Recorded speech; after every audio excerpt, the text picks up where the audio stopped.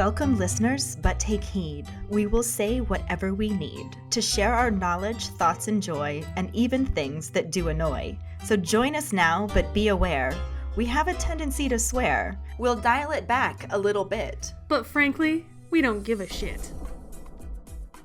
Welcome to Just Keep Rowling, a Harry Potter book movie compare and contrast podcast. I'm your Gryffindor host, Ellen, and I'm going to pass it off to your Slytherin host, Kayde, to do the rolling rehash. Take it away, Kate. All right, it's going to be a bumpy ride. Last week, we discussed Chapter 2, Aunt Marge's Big Mistake, and its corresponding film scene. Harry is definitely still not a Ravenclaw, but certainly as sassy as ever. Uncle Vernon tries to blackmail Harry into courtesy. Silly bag of assholes. When Ripper comes around, Aunt Petunia discovers something she despises more than Harry. Slapstick smackdowns are the only thing that can tear Dudley away from the telly. And Aunt Marge talks shit, but turns out to just be a bag of hot air. During episode 39, Saspects and the Tweed Bee, our Potter pondering was, in Prisoner of Azkaban, the book, it mentions that Aunt Marge once gave Harry dog biscuits as a Christmas present. This struck Kayde as odd and something that could almost, in a weird way, be considered nice, since Marge has so many dogs that she loves. She could have given them the biscuits. So we wanted to know what your thoughts were on her gifting of dog biscuits. As we mentioned in the previous episode, this was probably mostly just us stretching for something to ponder about, since the chapter and film scenes didn't really leave us with much, but we did get some interesting comments back. Alice says she can see where we're coming from, but for a child, that isn't a nice gift. She thinks it could have just been something cheap that she had lying around and that she could grab without putting in any effort. Yeah, Emma agrees with Alice that it was a zero-thought lying around gift. Max said that if any family member gave him dog biscuits, regardless of their relationship with dogs, he wouldn't consider it nice in any way. He always assumed that it was just something on hand that she threw in the post. Quincy says that it's almost like she views Harry as a dog, like when she called him a little runt of a boy. So it would make sense that she would give him a dog biscuit and treat him like crap because she views him as the runt of the litter. She probably subconsciously grabbed them, seeing as how she treats him like a dog anyway. That's a really good point. Dave agrees and thinks it could go along with the bitch and the pup comment, too. He thinks it's clear that she thought of them as nothing more than dogs the whole time, and not the, I love you, you're so cute type of dog. Who's a good boy? Not Harry, not according to Marge. No. Karlee said, well, seeing as she gives her clearly favorite human, Dudley, a real present, she thinks that it's a slight to him. She also said that for some reason she remembers seeing moldy as a descriptor to those dog biscuits, which seems definitely and particularly rude because she looked in her pantry for, canned goods and found those and thought it would be funny to give them to Harry. Nah. Though she also said that she might be thinking of Uncle Vernon's socks. Ugh.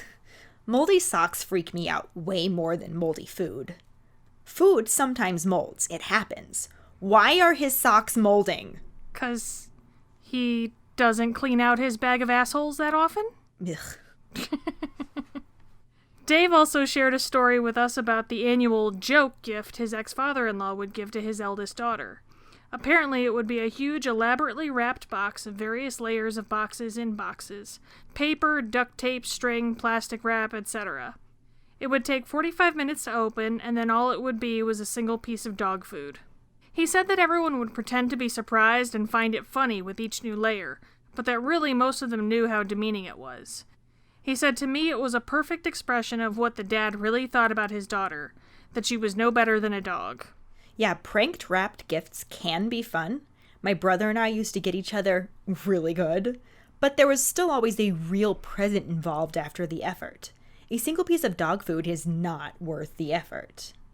Though, if I'm being honest, neither was the Leanne Rimes CD my brother wrapped among duct tape and newspaper wrapped bricks one year. I spent 30 minutes unwrapping several bricks before finding the actual newspaper and duct tape wrap CD. Hashtag why bother? I mean, unless you actually like Leanne Rimes. I was just very anti-country music at the time. I still am.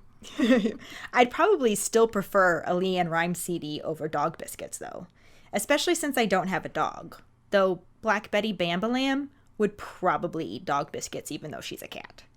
Yeah, let's just move on. Thank you for all your input. It is now undoubtedly clear that there was nothing nice about the dog biscuits and that Marge is just a huge tweed bitch. Although, I did say I didn't think she was actually purposely being nice. I thought it was something maybe weird, subconscious weirdness. I don't know. Well, now we know she wasn't even accidentally being nice. Yeah, now we know she's just a bitch. Just a tweed bitch. Just a huge tweed bitch. Our trivia question last week was, what will 15 sickles get you on the night bus? 11 gets you the ride, 13 gets you hot chocolate, and 15 sickles gets you a hot water bottle and a toothbrush in the color of your choice. I'd want a teal one. Of course you would. It's my favorite color. You think? But congratulations again goes to Dave. He's starting a new streak at 2 weeks in a row. Claire said that she honestly loves just listening to the color commentary in the episodes about the race for first comment. This is one of my favorite parts too, especially since for this episode, Max was telling me that he was going to stay up late so he could answer it again. Which is until 4 a.m. for him. Right? I told him that wasn't so much staying up as it was just never going to bed. Didn't happen anyway, as he commented. LOL, my plan to stay up didn't work. Karlee just commented, damn! And Dave responded to her saying that while he really does want other people to win too, he seems to have a streak going and now he's gotta go for the record. He says he must beat He Who Must Not Be Named's record.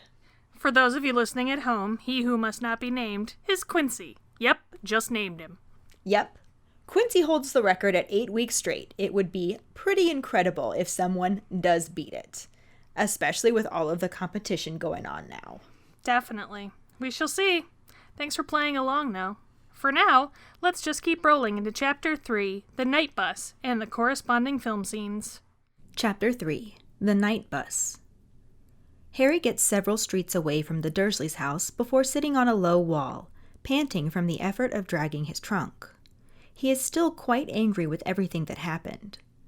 After about 10 minutes alone on the dark street, he starts to panic, since he's alone with nowhere to go and has just done serious magic. He's sure he's going to be expelled from Hogwarts for breaking the decree for restriction of underage wizardry, and half expects a ministry official to show up right then. Harry wonders if he's going to be arrested or simply outlawed, and he's even more upset because he has no way to contact his friends for help. He has a little wizard gold in his trunk, but no muggle money to get to London. Since he figures he is already expelled, he considers bewitching his trunk to make it feather light and tying it to his broomstick so he can fly to London under his invisibility cloak and get the rest of his money out of Gringotts. His heart is pounding at the idea, but he can't sit there all night. So he opens his trunk to find the cloak. Before he can, he feels a prickling on the back of his neck. Harry lights his wand and holds it up, looking back in a dark alleyway and seeing a huge form with gleaming eyes. He steps backwards and trips over his trunk, landing in the gutter. There's a loud bang and a blinding light, and Harry manages to roll back onto the pavement just in time to avoid being hit by a giant purple triple-decker bus with Night Bus written in gold letters across the windshield. A conductor in a purple uniform steps out and welcomes him to the Night Bus, emergency transportation for the stranded Witcher Wizard. He introduces himself as Stan Shunpike and cuts himself off as he notices Harry on the ground, wondering what he's doing down there. Harry explains that he accidentally fell over and then looks back to the alleyway. Stan wants to know what he's looking at, and Harry tells him he saw a big black thing, like a giant dog. Stan asks about the scar on his head, and Harry says it's nothing. When Stan asks Harry his name, he responds with Neville Longbottom, and then asks about the bus, wanting to know how much it would be to get to London. Stan tells him 11 sickles, but for 13 you get hot chocolate, and for 15 you get a hot water bottle and a toothbrush in the color of your choice. Harry pays him some money and steps on the bus, seeing half a dozen brass beds instead of seats. Stan leads him to a bed up front and introduces who he thinks is Neville Longbottom to the driver, Ernie Prang. They both sit, and Stan tells Ernie to take it away. With another bang, Harry is thrown back onto his bed as the bus takes off. He wonders why Muggles don't hear it, and Stan tells them that they don't listen or look properly. Despite regularly driving up on the pavement, the bus never hits anything, with lampposts, mailboxes, and trash cans jumping out of the way as it approaches. They drop off one passenger, Madame Marsh, and continue on their way. Stan opens the Daily Prophet, and Harry sees a large photograph of the man who had been on the Muggle news, Sirius Black. Harry learns that Black is still at large and very dangerous, as he had murdered 13 people with one curse. Stan tells Harry that Black was a big supporter of you-know-who, and Harry startles him and Ernie by saying, "What, Voldemort?" Stan can't believe he'd say his name, and Harry apologizes and prompts him to continue the story. From Stan, Harry learns that after little Harry Potter got the better of you-know-who, most of his supporters were gathered up, but not Sirius Black. They eventually cornered him in the middle of a street full of Muggles, and Black took out his wand and blasted the street apart, killing a wizard and 12 Muggles. Then he just stood there and laughed as the Ministry officials showed up and led him away. He was in Azkaban prison until he broke out, and there's never been a breakout before. Ernie shivers and asks Stan to change the subject. Harry is starting to feel even worse, imagining Stan telling everyone the story of Harry Potter blowing up his aunt, trying to make a run for it on the night bus. He wonders if inflating Aunt Marge is bad enough to land him in Azkaban. The night bus rolls on, and eventually Harry is the only passenger left. Stan asks where in London, and he requests to be dropped off at Diagon Alley. When they arrive, Stan helps carry his trunk out, and they are met by the Minister of Magic himself, Cornelius Fudge. Fudge greets Harry by name, and Stan realizes Neville is actually Harry Potter and makes a bit of a scene. Fudge cuts him off to get Harry into the leaky cauldron, and they are greeted by Tom, the bartender. Fudge requests a pot of tea and a private parlor to get away from the overly curious Stan and Ernie. He leads Harry to the room and asks him to sit down. He introduces himself and tells Harry that they were all worried about him and glad that he is safe. He offers Harry a plate of crumpets and tells him that 2 members of the Accidental Magic Reversal Squad have taken care of the incident with Miss Marjorie Dursley, so no harm was done. He also tells Harry that though his aunt and uncle are angry, they have agreed to take him back next summer as long as he stays at Hogwarts for Christmas and Easter. Harry tells Fudge that he always does and never wants to go back to Privet Drive. Fudge is sure he will feel differently when he calms down, and goes on to say that they just need to decide what Harry will do for the rest of the summer holidays, suggesting he gets a room at the Leaky Cauldron. Harry is completely shocked that he isn't being punished, and Fudge tells him that they aren't going to punish him for an accident. Harry mentions the letter from the Ministry last year when a house elf smashed the pudding. It said he would be expelled if he did any more magic. Fudge wouldn't quite look Harry in the eyes as he explains that circumstances change and surely he doesn't want to be expelled. Harry says of course he doesn't, and Fudge goes off to see if Tom has a room for him. Harry is sure something odd is going on, especially since the minister himself showed up to meet him. Fudge returns with Tom and tells Harry to stay there and stick to Diagon Alley so they know where he is. He starts to say he better be off, but Harry asks about Black, and Fudge says they are sure to catch him soon. Before he can leave, Harry asks him about signing his Hogsmeade permission form, but Fudge says he can't and thinks it's for the best. He heads off and Tom shows Harry to room number 11. Inside was a comfortable-looking bed, oak furniture, a crackling fire, and Hedwig. Tom chuckles and tells Harry that she is a very smart owl and arrived about 5 minutes after he did. Then adds on, if there's anything he needs, don't hesitate to ask. Tom bows and leaves Harry alone with Hedwig, amazed that he isn't going to be expelled, and gets to spend the next 3 weeks Dursley-free. He leans back on his pillow and immediately falls asleep. The movie starts out with Harry walking away from his aunt and uncle's house, wheeling his trunk behind him. He reaches a playground and sits down on the curb. The street lights above him start to flicker before going out completely. The swings begin to move on their own, followed by the merry-go-round and the seesaw. As Harry is nervously looking over his shoulder at playground equipment, he hears a snap and a rustling sound across the street. He turns forward towards the sound and stands, seeing a large, snarling black dog step out from the trees next to a bench. It barks and Harry backs up, pulls out his wand and trips over the curb, falling to the pavement right as a honking sound begins to approach. A purple triple-decker bus turns the corner and pulls up next to Harry. A conductor reads a greeting to him, welcoming him to the night bus, emergency transport for the stranded witch or wizard, and introduces himself as Stan Shunpike. He puts the paper away and looks around before noticing Harry on the ground and asking what he's doing down there. Harry tells him he fell over, and Stan wants to know what he fell over for. Harry explains that he didn't do it on purpose, and Stan tells him to come on then. Before getting on the bus, Harry looks around the back of it to see if the dog is still there. Stan looks too, wondering what he's looking at, and Harry says nothing. Stan again tells Harry to come on and goes to get Harry's trunk. Harry steps on the bus as Stan struggles with the trunk, and Harry sees a row of beds with one person sleeping and a large chandelier. Stan moves Harry along and then prints out a slip of paper and hands it to him. As Harry reaches for his money, Stan tells the driver to take it away, Ern, and a shrunken head hanging in the window repeats him, adding that it's going to be a bumpy ride. An old man in extremely thick glasses wakes up, takes a bite of a sandwich, and starts driving the bus. The bus takes off, throwing Harry back onto a bed.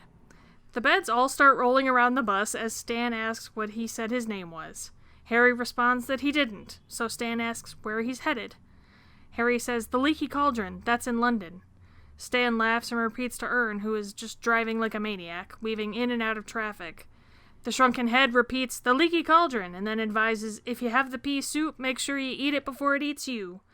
Harry wonders about the Muggles seeing the bus, and Stan tells him that the Muggles don't see nothing. The bus takes a hard turn, and the shrunken head warns Ernie of the little old lady at 12 o'clock. Ernie pulls an emergency brake, stopping just inches before a lady crossing the street with her walker, causing Harry to slam face first into the window. The head begins to count down from 10, down to 3.5, 2, 1 3/4, then saying yes as the bus takes off again and throws Harry back onto a bed. Harry regains his balance and notices the picture of a screaming man holding prison numbers on the front page of the Daily Prophet that Stan is reading. He asks Stan who it is, and though Stan is surprised Harry doesn't know, he explains that it is Sirius Black, a murderer who got himself locked up in Azkaban for it. Harry wants to know how he escaped, and Stan tells him that he's the first one who's ever done it. He tells Harry that Black was a big supporter of you-know-who. Sure, he's heard of him. The crazy ride continues on, showing the bus dodging other vehicles before transitioning back to the shrunken head, who warns Ernie about 2 approaching double-deckers. He says they are getting closer, then are right on top of them. The 2 buses are driving toward the night bus, merely feet apart from one another, and Ernie again pulls the emergency brake. This time he also grabs a lever from above and pulls it down. The camera focuses on the shrunken head, who says, "Mind your head," as it stretches to be narrower. It cuts to Harry as he and the rest of the bus squeeze together and magically fit between the 2 double-deckers without even touching them, as the shrunken head asks, "Why the long faces?" The bus makes it all the way through and expands to its normal size as it shoots back to dodging traffic. After another wide turn, the bus pulls on a street and abruptly stops in front of the Leaky Cauldron, sending Harry flying back into the window and tapping a parked car, setting off the alarm. Tom, the bartender, steps onto the bus and greets Harry as if he has been expecting him. He takes Harry's trunk and leads him into the Leaky Cauldron, using his wand to turn off the car alarm before closing the door. Once inside the bar, Tom leads him up to a room where Hedwig is waiting for him.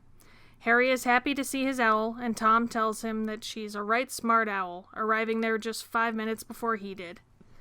A man standing by the window clears his throat and introduces himself as the Minister of Magic. He tells Harry that his uncle's sister was located and the Accidental Magic Reversal Department was dispatched immediately. While he explains that she was punctured and her memory was modified, Tom sits Harry down and keeps offering him different things to eat before backing away.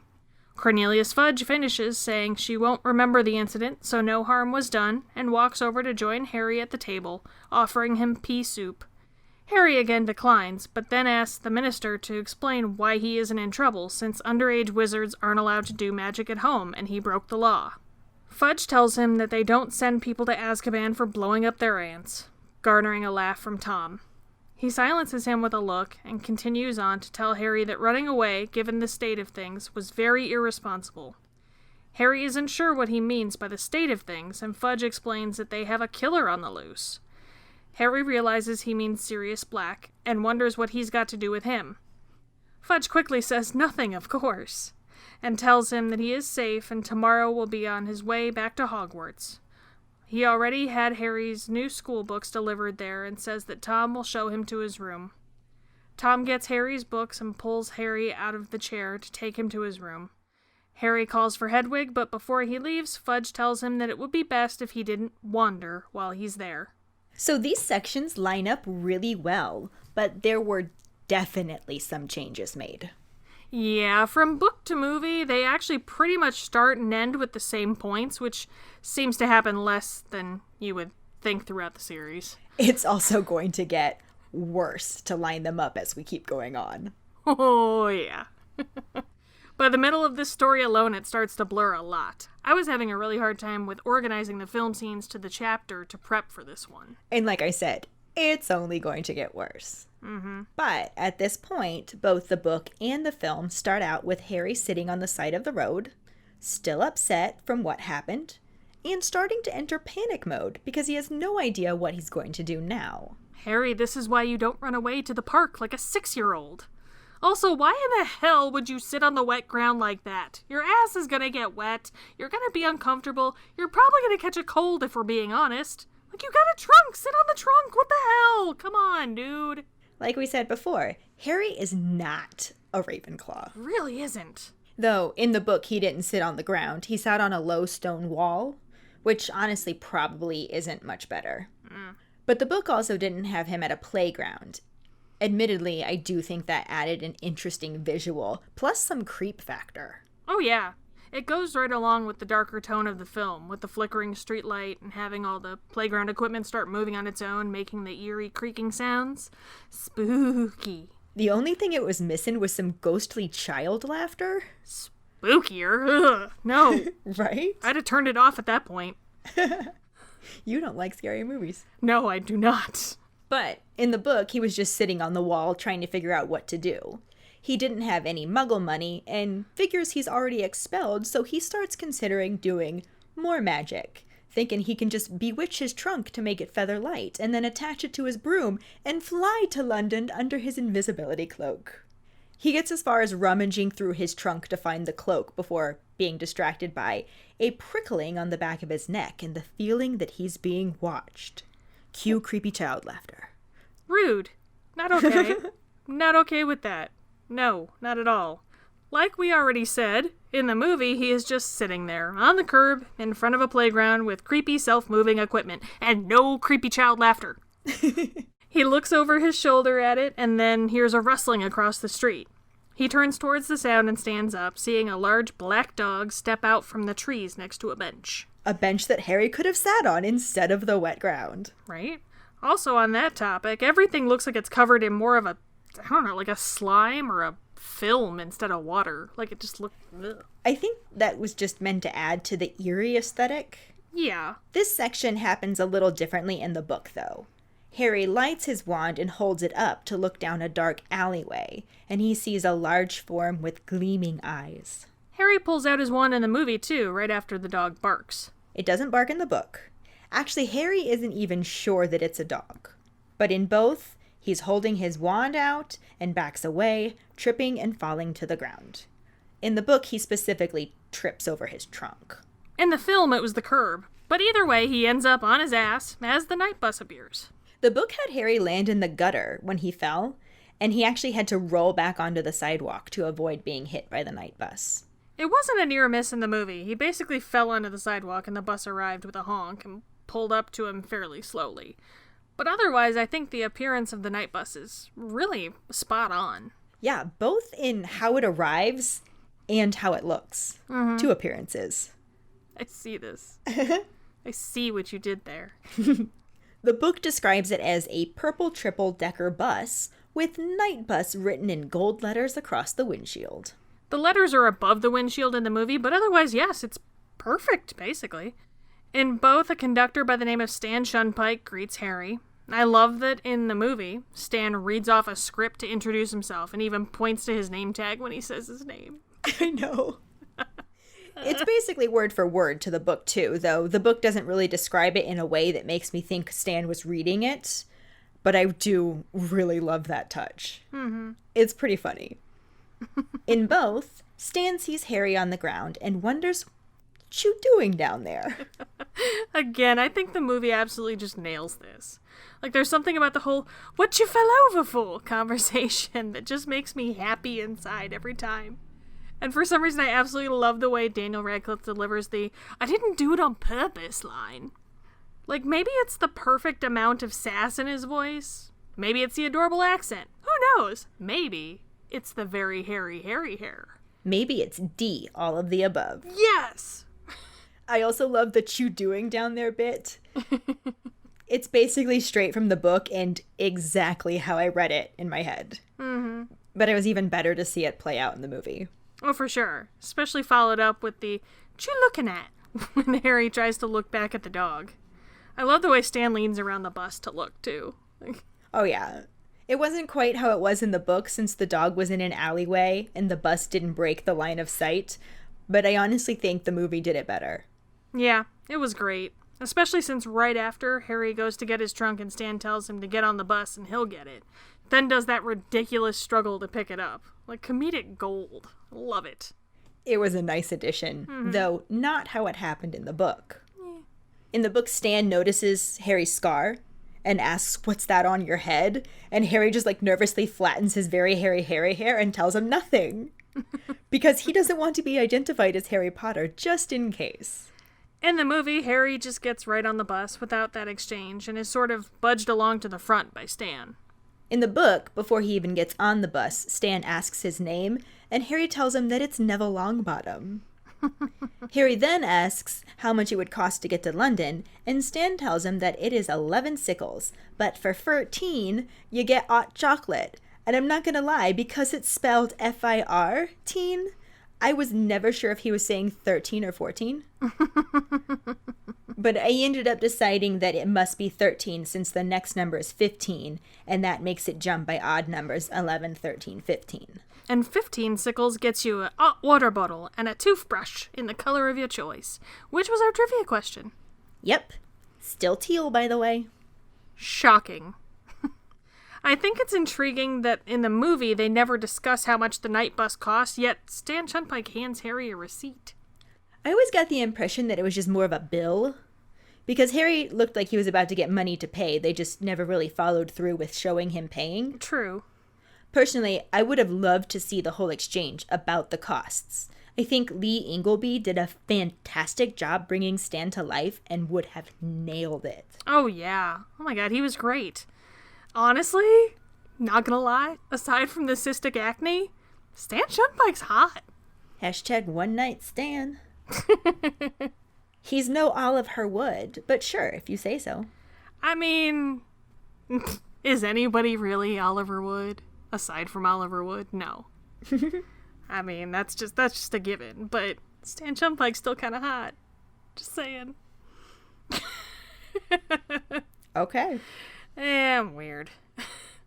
But yeah, it could have been the bill, and we just didn't see Harry get his money out, since the movie focused more on the night bus ride and comic relief.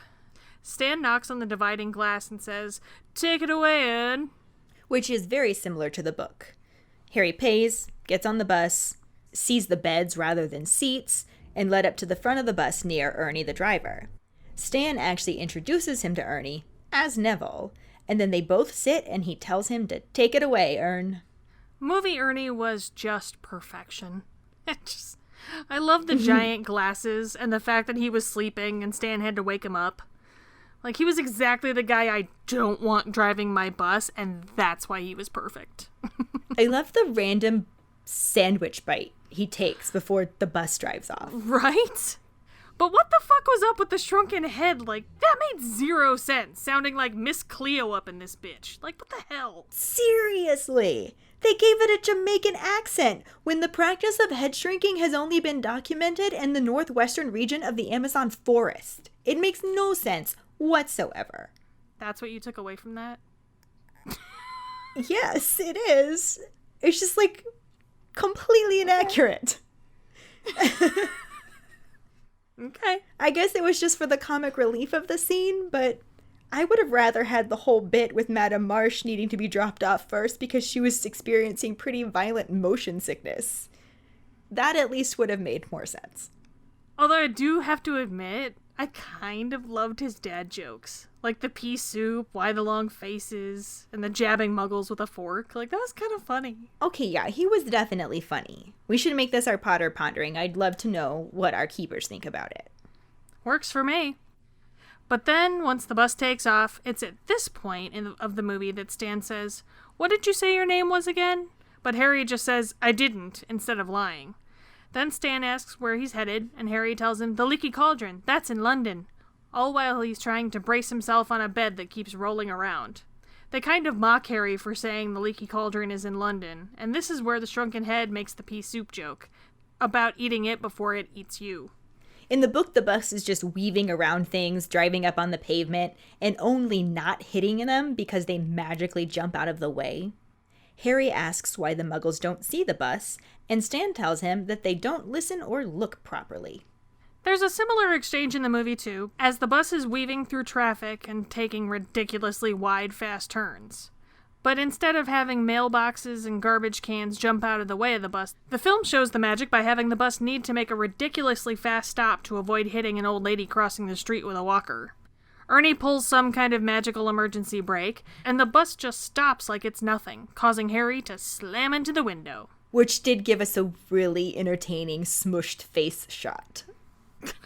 Yeah, and then we have the rando shrunken head count backwards from 10 until the lady is out of the way, getting it down to 3, 3.5, 2, 1 3/4, before shooting off like a rocket and again throwing Harry back on the bed.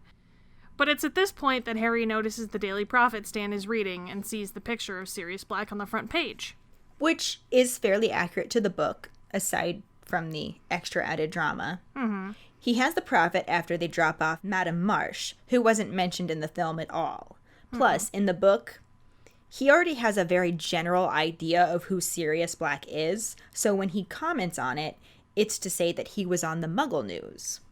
I'm actually really upset that they waited until the night bus to introduce Sirius Black, because I really loved the idea that he was so feared they even had to warn the Muggle world about him. I know what you mean. I loved the foreshadowing of introducing Black to the story before we, or Harry, even knew he was connected to the magical world. Mm-hmm. So then when he sees that Black is part of the magical world, I think it has a lot more impact. Yeah.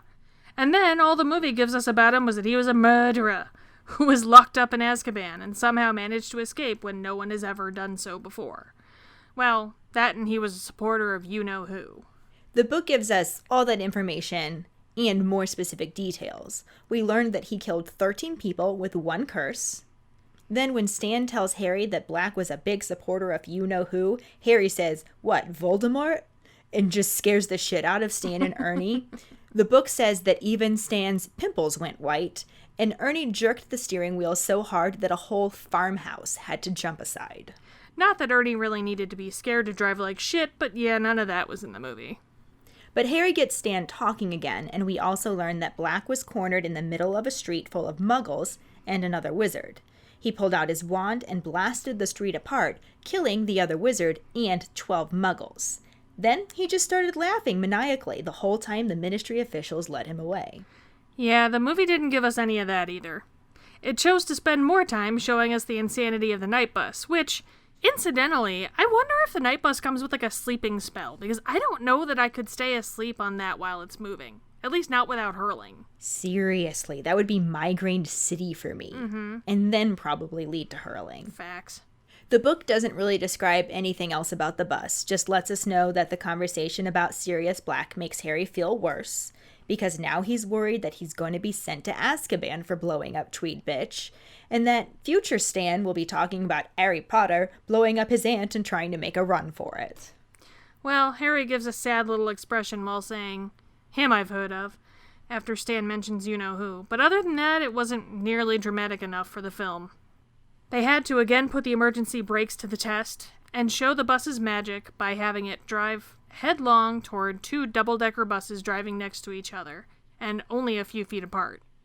The shrunken head is yelling out warnings of their approach, and Ernie slams on the brakes, pulls the emergency brake again, as well as another lever from above his head. The bus and everyone on it basically sucks everything in to make the pants fit, and the night bus magically fits between the two double-deckers. This was a neat shot to watch everything condensed to fit, especially since they left the top of the bus wider where it wasn't squeezing between the two other buses. Even if it was peppered with more dad jokes by the shrunken head. Yeah, he says, "Mind your head," as he first starts to narrow. And then, "Why the long faces?" after they are nearly through. I'm sorry, I really like that joke. I don't know why. It's so stupid. And then, like any dad, just laughs at his own jokes like they are the funniest thing ever as the bus shoots back out at full speed into the traffic, makes one last insanely wide turn, and stops, throwing Harry into the window again. And tapping a car, setting off the alarm. The slapstickiness of the night bus is, if we're being honest, pretty cringeworthy. But it's also weirdly enjoyable. Like, I mean, Harry's face hitting the window not once but twice, that was pretty damn funny. I think I kind of think they had to throw some slapstick elements in because everything else in this story is so dark that maybe you just had to balance it out with some ridiculous ass comedy. Yeah, I honestly didn't mind the ridiculousness of this scene, though I'm still not sold on the shrunken head. Oh no. I think there was plenty of entertainment without it, even though I am a huge fan of dad jokes. Yeah, there's also a deleted scene where the night bus spins around and around and around, and Harry has to hold on to the stripper pole, the handrail, to avoid going flying. Yeah, nothing so dramatic happened in the book. They dropped everyone else off and finally end up in London to take Harry to Diagon Alley. It rolls to a stop in front of the leaky cauldron, and Stan helps Harry carry his trunk off of the bus, where he is greeted by the Minister of Magic, Cornelius Fudge. In the movie, it's Tom the bartender, looking like the weird-ass love child of Quasimodo and Batboy, who gets on the bus and greets Harry like he was expecting him the whole time. Though he does lead Harry into the leaky cauldron and eventually to the Minister. The book does have Tom present in the leaky cauldron. He gets them tea in a private parlor, and also looks like his usual toothless walnut self, and not Quasibat Boy. But not before Fudge completely outs Harry to Stan as being Harry Potter and not Neville Longbottom. Nope. Movie just has Quasibat Boy lead Harry through the main area of the leaky cauldron and up the stairs. Side note, I gotta say, I love the Ian Brown cameo in the leaky cauldron. He's the one reading the Stephen Hawking book while stirring his tea wandlessly. I did not know that. That's fun. Mm-hmm. It was very exciting to see. And it's things like the magical tea stirring and the wizard cleaning off the tables who makes the wine bottle disappear that really make this so much more magical, because it's everyday magic. Like the first two movies, the magic was so in your face. It was just, bam, magic, as we've already discussed. Mm-hmm. But this one, we're seeing a lot more subdued magic. We're seeing a lot more double takes. Like, you have to look twice at something. Like, wait, did that really just happen? And yeah, it did. And that's fucking awesome. Yeah, I feel like it just immersed you into the magical experience even more. Mm-hmm. But then, of course, Quasibat Boy leads Harry into a room where Hedwig is waiting for him. Just kind of looking at Harry like, thanks for nothing, bitch. Take my cage and you leave me to fend for myself. Well, in the book, Harry had sent her to stay with Ron. The movie just gave no explanation to where she was, just had her appear. 'Cause she's smart. Also in the book, Hedwig was waiting in Harry's rented room, not the room he met with Fudge in. And she arrived 5 minutes after he did, not 5 minutes before, like they say in the film. But in both the book and the movie, Fudge introduces himself and catches Harry up on what happened. Okay, so according to Cornelius Fudge, Aunt Marge was found just south of Sheffield, which I looked up because I had to. And it's apparently about a 3-hour drive away from Surrey, which is where the Dursleys live. It's like 150 miles away. Holy balls, that lady flew. So I had to look this up. And blimps can travel at 35 miles per hour and 50 miles per hour at top speed. The new Goodyear blimp can actually do 73 miles per hour. Fancy. So let's go with 50. That's about 3 hours of drifting. Seems legit to me. But also, that's not how it happened in the book. She was just up on the ceiling. Yeah, well. She never went anywhere. But that's not dramatic enough. No. 2 members of the Accidental Magic Reversal Squad were dispatched, and Tweed Bitch was punctured and her memory modified. In the movie, Fudge specifically says properly punctured, and I gotta wonder what he meant by properly punctured. Like, did they legitimately, stick a needle in her? Or did they make her burp, kind of like the fizzy drink in Charlie and the Chocolate Factory? Or did she just talk herself deflated? Didn't they take Violet Beauregard to the juicer? Yeah, she had to be juiced. They, like, literally squeezed. Mm-hmm. But Aunt Marge had air, not juice, so I don't know. I wonder if they modified her memory before or after she was properly punctured.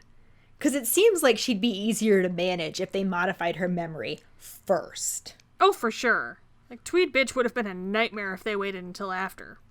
But regardless of how they deflated her, in both, Fudge says that she won't remember anything, so no harm was done. In the movie, the entire time he's talking, Quasibat Boy keeps trying to offer Harry something to eat. In the book, Tom doesn't stick around. Fudge and Harry are just sitting at a table with tea and crumpets while he explains everything to Harry. In the movie, Fudge does eventually join Harry over by the table Tom sits him at. I do kind of think that it's fun that the shrunken head tells Harry not to have the pea soup and then Fudge offers him pea soup. Yeah, I think that's exactly why they did that. Yeah. Just a fun little throwback. Meanwhile, Gollum in the corner is just cracking walnuts with his bare hand. Yeah, after the incredibly slapsticky night bus scene, I'm not sure why they felt like it was necessary to change Tom's look and turn him into comedic relief. It kind of felt like they couldn't decide what his role was either, because sometimes he seemed like a little Gollum, and other times he seemed perfectly normal. Yeah, it was a little weird and unnecessary. But in both, Harry is completely shocked that he isn't getting punished. In the movie, he just flat out asks why he isn't in trouble. Not just why he isn't in trouble, he specifically says that underage wizards aren't allowed to use magic at home, which he didn't seem to care about at all in the beginning. Well, Fudge says the Ministry doesn't send people to Azkaban for blowing up their ants, but they do if you play with your wand under the covers at night, or at least that's how it should have gone. Except that apparently they don't send people to Azkaban for playing with their wand under the covers at night either, since Harry didn't get in trouble for that. Also, side note, the laugh that Quasibat Gollum gives after Fudge says they don't send people to Azkaban for blowing up their ants is just way too extra. Right? If I'm honest, it sounded like my husband when he really gets laughing. I can't stand it. Like, it's so bad. But then coming from Quasibat Gollum it's just ridiculous. I can't. But then he tells Harry that running away, considering the state of things, was very irresponsible, prompting Harry to ask what he means by the state of things. Fudge explains that there's a murderer on the loose, and Harry says, Sirius Black, you mean, and wonders what's he got to do with me. Nothing, of course. Yeah, good save, Fudge. That was really fucking believable. Yeah, in the book, after Harry realizes he won't be getting into any trouble and doesn't have to go back to the Dursleys until next summer, Fudge goes to see if Tom has a room for Harry, leaving him to sit there and wonder about how something odd was going on, especially since the Minister of Magic himself showed up to meet him. Harry figured it wasn't normal for the Minister to get involved in cases of underage magic. But then Fudge comes back telling Harry room 11 is free and asks him to stick to Diagon Alley while he's there so they can keep an eye on him. Before he can leave, Harry brings up Black, not the other way around like in the movie. He also tries to ask Fudge if he'd sign his permission slip to visit Hogsmeade, but Fudge says he can't and that it's for the best. He then heads off and Tom shows Harry to his room. Gotta love Harry's priorities right there. Right? In the movie, right after his extremely convincing nothing, of course, Fudge tells Harry that he's safe and tomorrow he will be going back to Hogwarts. He also says that he's had Harry's school book sent there. So I gotta wonder, did Fudge buy Harry's books this year? Or did he somehow get into Harry's vault? Or what? Like, how are his school books there already? I have no idea, because in the book, Harry still had 3 weeks before his return to Hogwarts. Right. And as we'll see in the next chapter, he uses that time to go buy all of his own damn books. Wasn't the most logical of streamlining that they did there. But Tom grabs Harry's books and basically grabs and shoves Harry out of the chair to lead him to his room. Harry calls for Hedwig, but before he leaves, Fudge tells him that it would be best if he didn't wander while he was there. Where the fuck's he gonna wander, though? He leaves for Hogwarts the next day, for Christ's sake. Right? The sentiment of that comment made a lot more sense in the book when Harry had 3 weeks to himself to explore Diagon Alley. Definitely. But that's where the movie scene ends. The book chapter takes us all the way to room 11, and this is where Hedwig is, and Tom tells Harry that she arrived 5 minutes after he did. He also tells Harry to ask if he needs anything, and then leaves him to his room. 3 weeks of Dursley-free freedom, and his relief of not being expelled or arrested. The book chapter ends on Harry flopping back on his pillow and falling asleep without even removing his glasses. This will bring us to our new actors for this section. We already mentioned the hottie, Lee Ingleby as Stan Shunpike. # one night stand. Which I think he's awesome. I've seen him in a couple other things. He was in this great show called The A Word. It was really an excellent show. But it was funny because the whole time I'm watching it, I'm like, that's Stan Shunpike. Well, I really thought that he brought Stan Shunpike alive. Like, that is just 100% how I imagined him when I was reading, especially with the way that she spelled his dialogue. Yeah. It was delivered so perfectly. It was perfect. And, like, his facial expressions, and, yeah, he was great. We also had Jimmy Gardner as Ernie Pring. Who was perfect. Like we already said, just not who you'd want to be driving your bus. Yeah. Which, I mean, that mostly goes to wardrobe and makeup, but still. Right. The glasses alone. Yeah. Like, we should probably be talking about Ernie Pring's glasses. Yeah. Because that was the role right there. And maybe his sandwich. Right. Ernie Pring starring his sandwich, basically. Then, of course, the Jamaican shrunken head was voiced by Lenny Henry. He had a wonderful voice, but I'm rolling my eyes. I know. Like, for what he was, he did very well, but the character itself was unnecessary. Yeah, right. And, I mean, I will legitimately... Those lines were even funnier for being in a Jamaican accent, I think. Yeah. If he were a character in something else and not the Harry Potter and the Prisoner of Azkaban night bus scene, I probably would have loved him. Yeah. I just don't see its place in this movie. And I think that's a shame because I think it does him a disservice. It really does. If they really wanted to add some humor, I just don't see why they needed to add it through a Jamaican shrunken head. That seems odd. It doesn't really Very fit much in so. with everything else that's going on. In itself, it doesn't make any sense. Yeah. But we could go on about that for a while, so. That's not poor Lenny's fault. No, it is not. He was just playing the part, yes. Lovely voice. Great name. Lenny. Lenny Henry. So Jim Tavare replaced Derek Deadman as Tom the bartender, and this changed the aesthetic from Toothless Walnut to Quasibat Gollum. But if we remember, even in the movie, he wasn't really Toothless Walnut. Derek Deadman wasn't really, he was just a bartender. I just needed a good descriptor so that I could say Quasibat Gollum again, because I'm having a really fun time saying that. I'm enjoying it. I don't know if this was the director's fault or Jim's fault. But like I was saying, I couldn't figure out what his character was supposed to be, because sometimes he seemed like he needed to stop eating the paste, and other times he seemed like a perfectly normal human being. Yeah, I agree. It wasn't a cohesive character. It's kind of all over the place. It felt like they were trying to shoehorn in some more comedic relief that didn't fit. Yeah. But again, that's not Jim Tavares' fault. No, of course not. I mean, I have to say, as the only Quasibat Gollum I've ever seen, I have to say I think he was the best.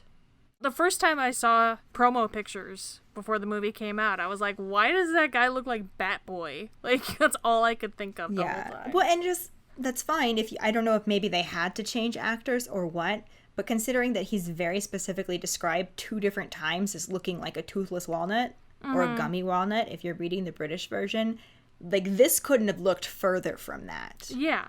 He was all teeth, really. Right, at least the first Tom was kind of wrinkly. Yeah. I still wouldn't describe him walnutty, and I'm pretty sure he had teeth too, but... Yeah. I don't think this is his fault, though. I think this is a direction costume choice. It was a very odd choice that was made. And then they overplayed it, I think. Yeah, it was a very odd choice, but, I mean, that's what we get for having crazy directors. I'm sure Alfonso Cuarón had some kind of vision that he was going for. I'm not sure he reached it. I'm not sure that he reached it for the viewers. He probably reached it for himself. I mean, and that's great. But the problem is, with this being the series that it is, it's gonna come under scrutiny, just like this. That's fine if they wanted to have that character in there, but maybe don't say he was Tom. Yeah. It was just very odd. It was a very odd thing. But let's just keep rolling. Let's roll on to Robert Hardy, and he returned as Cornelius Fudge. And was, once again, very fudgy. Yes, he was quite fudgy. Not so much delicious, but definitely fudgy. He just has that very, bumbling, but also pompous air about him. Oh yeah, he's definitely got, the I know everything and yet I know nothing kind of feel to him. He plays it very well. Yeah, I think he's a very good Fudge. He plays the bumbling politician quite well. We get to see a little bit more of him throughout this film. Mm-hmm. So we'll end up probably talking more about him then as well. Yeah. But yeah, that's all of our new actors and returning actor for this section. Mm-hmm. Let's move on to the Potter Ponderings, or Potter Pondering, I should say, which is, what is your take on the shrunken head on the night bus? I'm pretty sure I can already guess what a lot of people are going to say. Oh yeah, Jackson has already completely jumped the gun and made a comment about this when I posted our promo picture for it. So yeah, he is ready to discuss this. Ready to discuss. We look forward to hearing about it. Right. Find the post on our Facebook page and share your thoughts. We look forward to reading them, like I said.